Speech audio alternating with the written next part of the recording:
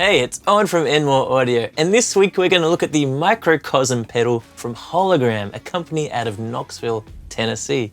They're a New World company that make digital synthesis kind of pedals, so you're not going to find them making a fuzz box or something like that. It's all kind of processor powered. It's essentially a loop pedal with an extensive world of granular effects, micro loops, multi-delays, and glitch effects too. Today, instead of running a guitar or synth through it, I'm going to run it over different aspects of a mix as an outboard effect. I'm going to start with drums, move to piano, do some trumpet through it, and then I'm going to put the whole mix through it so we can see how it works as an outboard effect unit. So I'm going to avoid the straight up looping aspects of the box and stick to the multi-effects aspects to see what it can really do. I'm going to get stuck in with a stereo demonstration and I'll talk to you more about what this thing does after.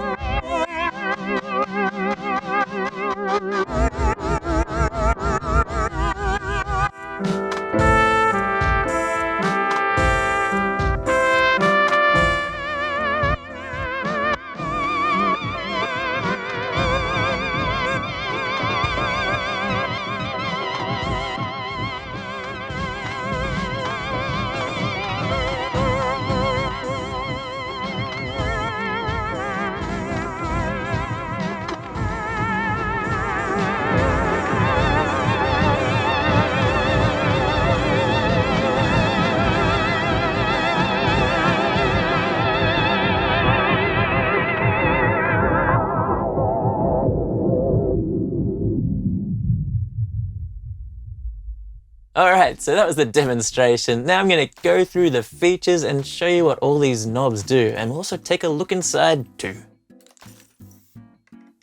Internally, it's a very well-engineered digital unit with surface-mounted components, including an Analog Devices Blackfin processor, Alliance Memory DRAM, and a 16GB memory card hidden in there too. I guess to save presets and loops, and maybe it also holds a lot of the program effects on it. I don't want to whip it out and put it in a card reader because this one doesn't actually belong to me and I don't know what that will do. And because this thing is digital, it's actually completely noiseless too, which is not something I'm used to when dealing with tape delays and regular guitar effects units, which I'm usually using in these videos.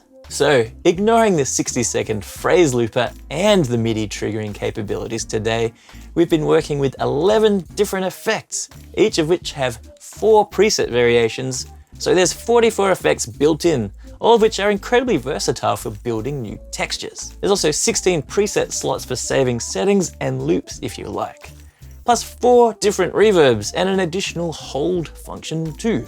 Alright, now let's look through all the knobs and details of this unit.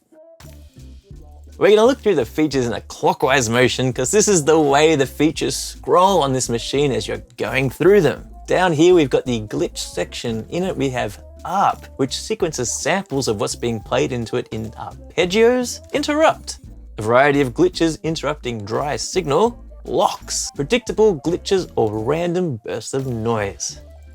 Now in micro loop, we've got glide, short overlapping loops pitch shifting over time. SEQ, short looping samples rearranged into new sequences. Mosaic, overlapping loops playing back at multiple speeds. In the granules section, we've got haze, which is clusters of grains creating a wash of sound. Tunnel, drones created by cyclical micro loopers. Strum, rhythmic chains of recent notes. And in the multi-delay section down here, we've got pattern, which is an arrangement of delay patterns, and warp, filtering and pitch shifting of delay patterns. Down here, we've also got the phrase looper section, which I'm not going to focus on today, but it's all fairly straightforward. Now over here, we've got 8 adjustable knobs. Let's take a look at these. Some of them also have additional controls if I hold down this shift button here. You notice when I hold down the shift button, the lights down here will respond to the level of the element I'm applying, which is super handy and also looks cool. Activity, which controls the density of the effect. We've got shape or mod frequency, which applies a contour to the volume or filter, and the secondary sets the pitch modulation rate. Filter or resonance. It's a low pass filter and the secondary is the resonance. Mix and effect volume. Wet and dry control and the secondary is the effect master volume. Time subdivision tempo. This controls the subdivision of the effect and the secondary option controls the global tempo, which can also be controlled with this tap tempo switch down here. Repeats, mod depth. The effect duration or frequency. The secondary is pitch modulation depth. Space, reverb time. Mixes in reverb and delay, and the secondary is selecting one of 4 reverb modes. Loop level, fade time. This sets the playback volume of the phrase looper. Secondary sets the loop fade time, which we won't really be looking at.